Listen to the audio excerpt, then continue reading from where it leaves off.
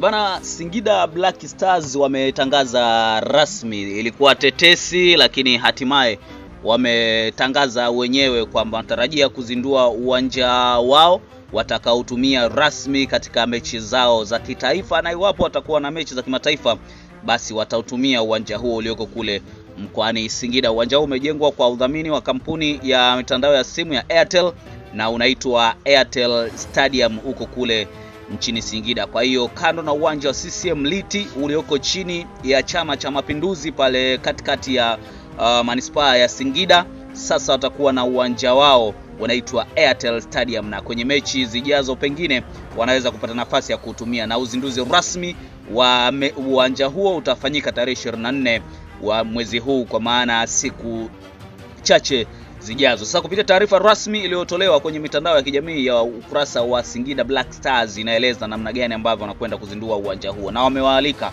machampioni wa kandanda wa muda wote wa ligi ya soka Tanzania Dar es Salaam Young Africans kwenda kwenye uzinduzi wa uwanja huo, ikiwa baadhi ya wachezaji watakwenda kwenye vikosi vya timu ya taifa, lakini wale watakaokuepo basi watakuwa na nafasi ya kwenda kwenye mechi ya kirafiki itakayofanyika huko mkoani Singida. Taarifa rasmi kutoka Singida Black Stars inasomeka kama ifuatavyo: uzinduzi rasmi wa Airtel Stadium Singida.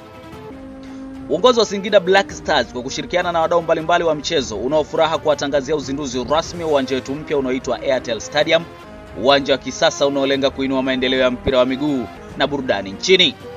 Uzinduzi huu utafanyika tarehe 24 katika eneo la Mtipa mkoani Singida na utahudhuriwa na viongozi wa serikali, wadau wa michezo, wana michezo mashuhuri na wananchi kwa ujumla. Airtel Stadium ni sehemu ya dhamira ya Singida Black Stars kuwekeza katika maendeleo ya mchezo kwa kutoa mazingira bora kwa wachezaji, mashabiki na jamii kwa ujumla.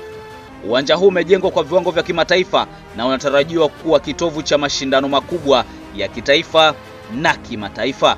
Tunawaalika wananchi wote washiriki katika tukio hili la kihistoria ambalo litakuwa na burudani mbalimbali, ikiwemo mechi kubwa ya kirafiki kati ya Singida Black Stars na Young Africans Sports Club.